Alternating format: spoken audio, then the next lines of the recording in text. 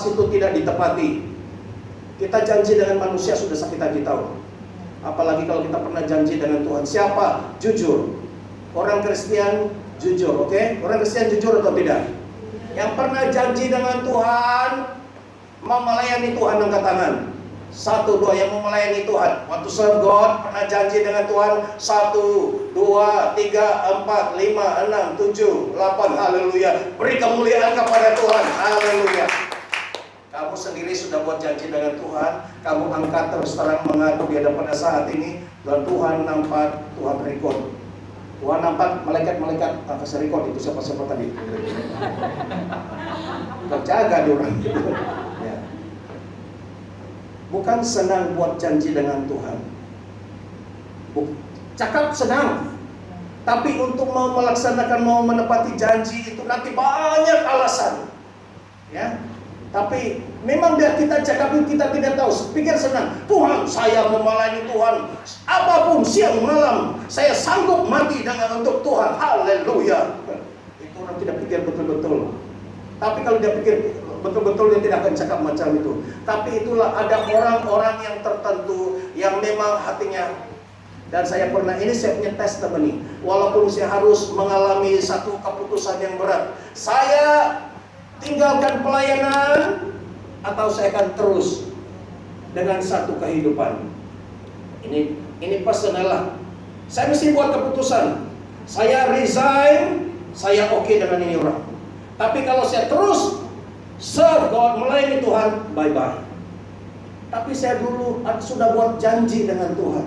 Tuhan, ampuni saya. Dulu saya cakap Tuhan tidak ada. Tapi sekarang saya tahu Tuhan betul-betul ada. Mulai hari ini saya janji, saya serahkan seluruh hidup saya melayani Tuhan. Itu tahun 1983. Saya baru terima Tuhan, saya buat janji. Orang yang dengan saya pun, awak ini cakap saja macam hangat-hangat tai ayam. Ini penginjil tidak mendorong saya. Tapi saya kata, tidak Pak. Kalau ini saya punya hati saja, saya cakap-cakap, saya akan stop. Tapi kalau ini daripada hati saya akan terus sampai selamanya. Dan puji Tuhan, saya ucapkan itu tahun 1983, saya start pelayanan mula-mula 1984 Januari sampai sekarang saya masih hidup. Haleluya, beri kemuliaan kepada Tuhan. Haleluya, saya pegang. Walaupun orang itu kata kalau kau terus juga melayani, kita pisah. Saya berpikir, Tuhan saya sudah buat janji dengan Tuhan, tapi kalau tidak saya pisah dengan ini orang. Tapi saya buat keputusan, saya tetap dengan Tuhan. Dan puji Tuhan, Tuhan bless saya lagi. Tuhan beri saya yang jauh lebih baik. Haleluya, sekali lagi beri kemuliaan bagi Tuhan. Haleluya, haleluya, haleluya. Oke, yang seterusnya, tangan yang menumpahkan darah orang yang tidak berdosa. Ini adalah orang yang pembunuh, ya. Dia tidak cakap orang pembunuh, tapi ini adalah orang yang suka membunuh. Tapi ini bukan secara fisikal, dengan kata-kata juga, dengan hati yang tidak mau mengampuni. Ada dikatakan di dalam Yohanes 3:14 mengatakan bahwa orang yang membenci saudaranya adalah seorang pembunuh. Jika kita sampai saat ini masih menyimpan kepahitan dan belum mengampuni orang, maka kita adalah seorang pembunuh, dan pembunuh tidak akan masuk dalam kerajaan surga. So, jaga hati kita. Memang sakit untuk mau mengampuni orang, buat kita macam-macam. Tapi kita, I choose to forgive. Saya pernah dulu susah mengampuni. Saya punya atasan. Dia kasus anak begini, kasih dia bully saya macam dalam ministry, dalam pelayanan. Tapi saya sangat sakit, kepahitan, marah. Dia punya tengok, dia punya muka. Selalu dia punya muka di depan. Terutama saya bawa drive van, laju itu van. Tapi kemudian ada satu brother kata, just dia beritahu bahwa buatlah pilihan untuk mengampuni. I choose to forgive. Ini pilihan daripada kita. Waktu saya kata, dia dalam nama Yesus, I choose to forgive dan set free. Haleluya, haleluya. Oke, dan yang keempat, hati yang membuat rencana kejahatan. Hati ini berbicara tentang keinginan hati kita. ya. Macam-macam dia mau hati kita ini. Kita jaga hati ini, apapun dia mau. Kita kena jaga. Kamu tahu lah kan, masing-masing punya hati, masing-masing punya keinginan, sehingga dia lebih banyak mau yang dunia daripada yang Tuhan punya. Dia pilih apa yang di dunia daripada baca Alkitab, daripada berdoa. Itu dia tidak berapa minat, tapi hati dia selalu magnet di sana. Apalah, kamu tahu lah itu. Mungkin itu Facebook, mungkin itu WhatsApp, mungkin itu YouTube, mungkin itu macam-macam. Dan hati Tuhan tidak suka, Tuhan benci. Oke, lagi kaki yang segera lari ke kejahatan. Kaki yang dimaksud di sini berbicara tentang jalan hidup dan tujuan hidup kita, ya. Seringkali karena emosi manusia bisa memutuskan hal yang salah. Ketika kita tengah emosi, tengah marah, sanggup apa buat saja. Itu pepatah Melayu mengatakan, ikut hati mati, ikut rasa binasa. Ikut hati dan perasaan yang begitu marah waktu itu. Dia sanggup, tengah marah-marah, saya sanggup, saya akan terjun dari atas bangunan. Wah, sanggup. Itu yang tidak disuka dan dibenci oleh Tuhan. Saksi, dusta, pemfitnah, penggosip. Ketika kita mendengar kabar atau berita tentang sesuatu, kita harus cari kebenarannya sehingga kita tidak menjadi pemfitnah. Jangan terlalu cepat menyimpulkan sesuatu sebelum kita tahu dengan pasti kebenarannya. Oke? Jadi jangan jadi saksi dusta, pemfitnah. Apapun berita kita terima, kita tunggu dulu. Kita buat satu keputusan. Oke, ini berita, tapi saya mau cek dulu di other side daripada orang yang sebelah. Jangan terima satu kali, ya dia macam ini, ya mari kita pergi kejar dia, bunuh dia. Wah, kasihan orang ini tidak ada salah, kena cakap saja begitu terus dibuat. Oke? Yang ketujuh, yang terakhir, menimbulkan pertengkaran, perdebatan yang sia-sia. Pertengkaran merupakan hal yang dibenci oleh Allah. Kita kenal Allah kita penuh dengan kasih dan adalah kasih. Dan mengalahkan, walaupun benar kami untuk kebaikan, perdamaian adalah keberanian, kekuatan dan kematangan. Oke? Mengalah, walaupun kita benar, kita betul, tapi untuk kebaikan kita mengalah. Biasa suami istri lah, ya. Walaupun tapi kita terus bikin apa juga, saya gaduh terus dengan dia, saya punya suami, dengan saya punya istri. Oke lah, saya sorry, saya salah, sorry. Walaupun kau tahu kau betul, walaupun ini yang betul-betul kita benar, tapi kita mampu, itu adalah satu keberanian, satu kekuatan, satu kematangan untuk kau mau mengaku salah walaupun kau tidak salah, seperti Tuhan Yesus. Yesus tidak salah. Yesus Raja segala raja, Yesus adalah Tuhan, tapi dia sanggup dihukum. Itu adalah satu contoh. Itulah kekuatan, kematangan, keberanian. Itu sebabnya ada pemimpin. Ada seorang ibu ketika mereka berhadapan dengan Raja Salomo, dan kita merebut anak, dan katanya, ini anak saya. Yang satu itu anaknya sudah mati. Kemudian oke lah, Raja Salomo terus dapat hikmat. Oke, adil. Ini anak, satu kata kau punya anak. Ini satu punya pun kata kau punya anak. Oke, supaya adil bagi dua. Potong, bagi dua, tidak ada lebih. Mesti sama-sama rata bagi. Separuh untuk kau, separuh ini. Tapi ibu yang sebenarnya, dia mengalah. Walaupun itu dia adalah ibu yang sebenarnya, itu adalah anak kandungnya. Tidak, jangan. Dia terus mengalah. Seperti dia yang bukan dia punya anak. Oke lah, saya jangan bunuh. Saya biarlah, serahkan, dia punya. Bukan senang untuk ibu itu mengatakan, biarlah anak itu dia punya. Asal jangan anak itu mati. Ini satu pengorbanan yang berat bagi seorang ibu. Dia mau anak itu, tapi kalau dia mau berkeras juga, anak itu akan dibunuh, mati. Dan akhirnya Sebenarnya Raja Salomo sudah ada, dia punya plan. Macam semalam dia kata, saya ada plan. Dan akhirnya Raja Salomo tahu siapa ibu sebenar anak itu, dan dia berikan. Punyalah gembira, sebuah keberanian, sebuah kematangan itu, dia mendapat upah yang besar, dia mendapat apa yang menjadi miliknya. Beri kemuliaan kepada Tuhan. Haleluya, haleluya. Oke, kita sudah selesai bahagian ini. Dan kedua, marilah kita berperkara firman Tuhan.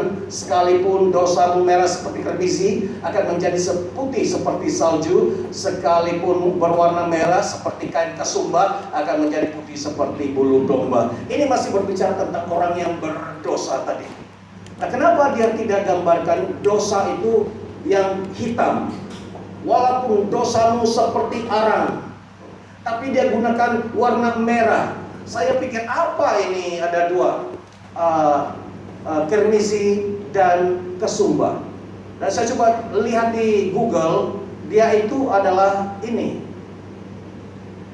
Sebenarnya warna dia, bukan juga warna dia seperti ini, ya kermisi, bentuk merah, dan ini akan diubah menjadi putih seperti salju.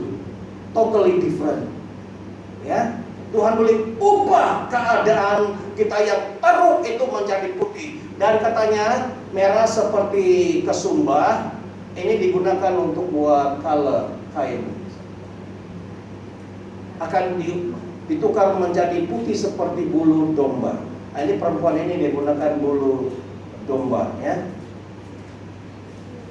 Boleh imagine keadaan kita yang tidak harapan, yang reject, tidak boleh recycle, punya memang teruk.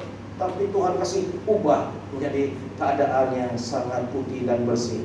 Itu yang terjadi dalam kehidupan orang-orang yang datang mencari Tuhan, seperti May, Joel, Feby, dan kita semua di sini. Tuhan akan ubah.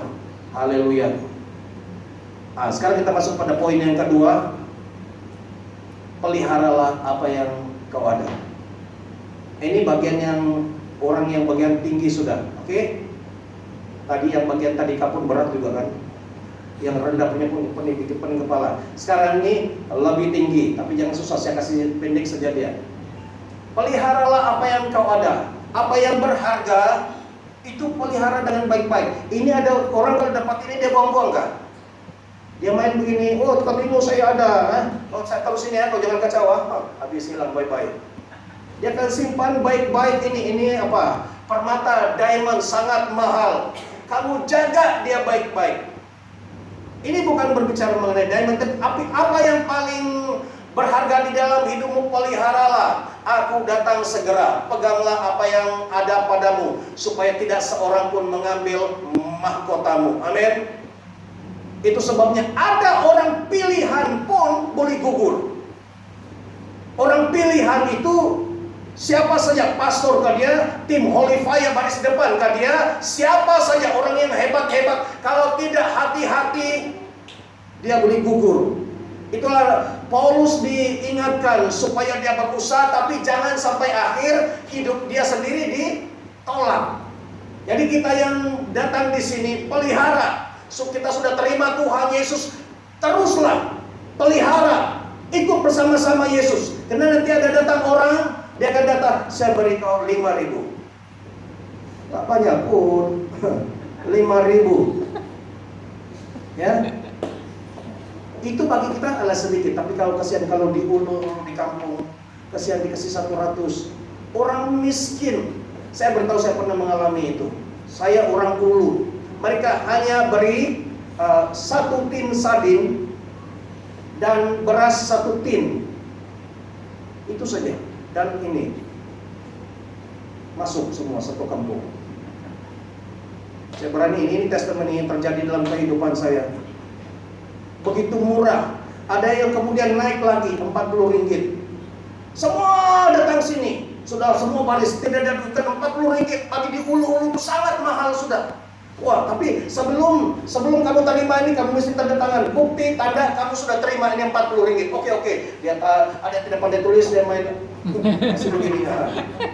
Tapi dalam itu surat dia tidak tahu apa kandungan dia. Dalam surat ini, saya dengan rela hati tanpa dipaksa saya masuk. Kamu tahu apalah? Kesian. Sudahlah orang tidak ada di sekolah, dikasih bodoh-bodoh lagi, miskin betul-betul. Kali ini itulah bangkit. Saya kata betul-betul teruk. Tuhan, apa yang saya boleh buat untuk bangsa saya? Saya ada, sebelum saya terima Tuhan Yesus, ada sudah semangat patriotik di dalam hati saya. Tuhan, bagaimana saya tolong bangsa saya ini kena bodoh-bodoh. Apapun ketinggalan. Saya mau ikut politik, tidak pandai politik. Mau kasih mereka uang, saya pun tidak ada uang. Saya tidak ada jawabannya. Tapi ketika saya terima Tuhan Yesus, saya tahu sudah pun jawabannya. Memberikan mereka kabar baik, beri kemuliaan kepada Tuhan. Haleluya, haleluya. Itulah jawabannya. Yesus adalah jawabannya, puji Tuhan.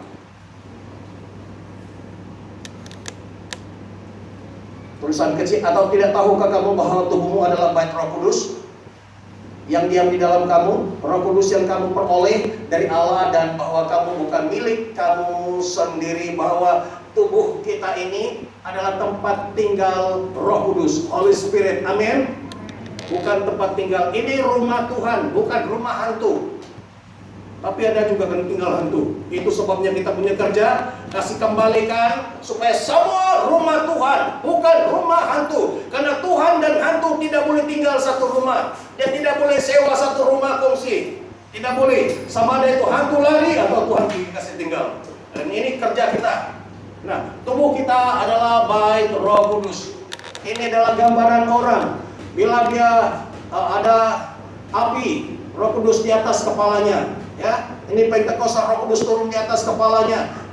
Kemudian bukan di kepala saja, tetapi di dalam hati dia ada Holy Spirit. Ya, haleluya. Beri kemuliaan kepada Tuhan. Haleluya. Rumah Tuhan dan bukan rumah hantu. Jangan kasih tinggal-tinggal hantu di dalam. Tapi biarlah kita rumah Tuhan yang kudus, dan supaya Tuhan boleh pakai hidup kita. Dan lagi saya beri gambaran ini. Kita mau pilih yang hidup ini ada Yesus, ada Roh Kudus, happy. Amin. Orang yang ada Yesus ada sukacita, karena di dalam buah roh itu ada 9. Dia ada buah roh itu ada kasih, apa? Sukacita, joy, love, joy. Sudah disana itu dia punya fruit. Nampak? Ada Yesus, ada Holy Spirit, otomatis masuk di dalam. Tetapi kalau tidak ada Tuhan Yesus, macam jadi inilah. Kamu tahu apa gambar next? Apa yang terjadi? Yang selalu kita buat, kita punya kerja, ini dia. Ini muka perempuan yang asal waktu dia sehat. Tapi ini setelah demon possess, dirasuki roh jahat macam ini. Rosak muka dia. Dia boleh semua bengkok, segala macam, dia punya pergerakan semua. Karena itu roh jahat di dalam dia. Dan kalau terlampau dirasuki roh jahat, ada boleh muka macam ini. Kamu nampak ada mata pun lagi merah. Pernah nampak? Baru pagi tadi ada kawan saya di KL. Selalu kami pergi sana minister melayani pengusiran, dia tengok macam ini saja. Dia macam percaya tidak percaya. Kami usir roh jahat. Tapi pagi ini pastor, saya tadi semalam ada kawan datang di rumah. Kami ada dinner. Lepas itu semua sudah pulang, tinggalnya satu orang. Kawan rapat, dia cerita-cerita, tiba-tiba ini kawan gemuk, tiba-tiba himpit dia. Wah, dia ini kawan kurus yang satu. Dia tidak boleh napas dan dia punya mata merah. Dan dia kata, saya mau bawa kau pergi neraka. Neraka? Saya tidak mau pergi neraka. Dan sekarang baru start dia punya engine. Selama ini kita buat, mungkin dia percaya, separuh tidak. Kan ini kerjaan ini pengusiran macam orang gila juga. Tapi kali ini sendiri dia berhadapan dengan muka dia. Dengan dia kata dia punya mata merah, dia punya suara, ini perempuan, tapi itu suara lelaki. Dia mau bawa saya pergi neraka. Oh tidak mau, kalau shopping boleh. Ini kalau neraka tidak, saya tidak mau pergi neraka. Sekarang baru dia percaya. Kamu mau mengalami dulu, baru percaya, atau kamu percaya sebelum? Nanti di rumah tiba-tiba kau nampak. Dan inilah, ini biasa kita jumpa ini. Biasa, ini pun biasa. Ini kita baru nampak juga apa ini gondorowo. Ini Kak tuyul. Biasa. Dulu dulu nampak satu saja macam ini sudah Jim. Sekarang puji Tuhan, bukan cakap sombong. Bukan cakap sombong. Hari selalu kau jumpa sampai dia pun supaya kau relax sudah. Kau ini sekarang apa mau buat supaya cerita pun biasa saja. Itulah membiasakan kita. Mereka gunakan wajah yang hodoh supaya kita kasih gertak, sebenarnya tidak ada power. Tadi baru saya berdoa. Orang pandang tinggi, orang takut dengan itu spirit. Tapi saya kata, dia pun dulu anak Tuhan. Dia panggil Bapak. Waktu kami berdoa, dia kata, Bapak buang saya pergi neraka. Dia punya Bapak, kita punya Bapak. Tapi sekarang dia sudah Bapak, dia sudah kena buang. Bukan dia punya Bapak lagi, kita yang take over jadi Bapak. Oke? Kemudian dia lawan dengan Michael. Siapa yang menang? Michael yang menang. Itu Michael kita punya kawan. Kau tengok berapa lemah, dan kita ini adalah yang menjadi hakim, menguasai atas angel. Saya mau beritahu terus terang di sini bahwa dia powerless. Dia punya segala, dia punya keistimewaan sudah diluncurkan. Dia bukan pahlawan. Michael adalah pahlawan. Dia hanya worshiper. Ya, kamu paham siapa saya maksudkan? Dia hanya penyembah. Dia bukan kuat, tapi Michael yang kuat. Tetapi dia ini orang takut karena dia banyak bohong, banyak dusta. So kita menghadapi dia dengan kebenaran dan kita kalahkan dia. Oke, sudah dibebaskan. Puji Tuhan, di dalam Kisah Rasul pasal 12, tiba-tiba berdirilah seorang malaikat Tuhan dekat Petrus, dan cahaya bersinar dalam ruang itu. Malaikat itu menepuk Petrus. Ya, tepuk tangan Petrus untuk membangunkannya, katanya, bangunlah segera. Maka gugurlah rantai itu dari tangan Petrus. Haleluya. Jangan heran, nanti kalau malaikat datang, tepuk begitu saja. Bangunlah segera, bangunlah cepat, semua. Dan kalau dia katakan bangunlah segera, kamu mesti cepat-cepat bangun. Baru itu jatuh. Tapi kalau dia tepuk begini, jangan kacau, saya tidur. Dia tepuk-tepuk, tidak boleh. Orang datang pergi encourage dia berdoa, saya tidak percayalah. Saya sudah putus asa, tidak ada harapan. Kalau kita pikir macam begitu, masih lagi ada rantai. Tapi apabila ada orang datang, orang bernubuat, prophesy bahwa Tuhan akan ubah hidupmu. Iya, saya percaya, bangkit berdiri. Semua itu drop, segala yang kerugian, segala masalah itu kan drop, dan Petrus keluar daripada penjara. Haleluya, beri kemuliaan kepada Tuhan. Haleluya, haleluya, haleluya. Yesus Kristus membebaskan dan menyelamatkanmu. Sampai di sini message pada hari ini. Kita akan akhiri. Yang pertama untuk yang baru belajar, kedua yang heavyweight, dan ketiga kita mau mengadakan doa di sini. Sebelum itu saya akan tutup dalam doa. Bapa di surga, terima kasih. Kami sudah belajar tentang firman Tuhan. Terima kasih. Dan biarlah apa yang kami pelajari itu bukan hanya untuk knowledge, tapi itu masuk di dalam hati, terukir, terpahat, dan itu menjadi hidup di dalam kehidupan kami. Bahwa Tuhan Yesus adalah yang membebaskan kami, our deliverer, our savior. Terima kasih Tuhan. Dalam nama Yesus kami berdoa. Haleluya. Amin, amin, amin, amin. Oke, puji Tuhan. Minta ke musik maju depan, dan kita akan bagi yang mau jalan dapat, tapi kalau yang ada mau didoakan ya dipersilakan. Sekarang masa untuk kita mau membuat pelayanan. Kita mulai dengan Ibu Andresha. Oke, kamu maju saja di hadapan.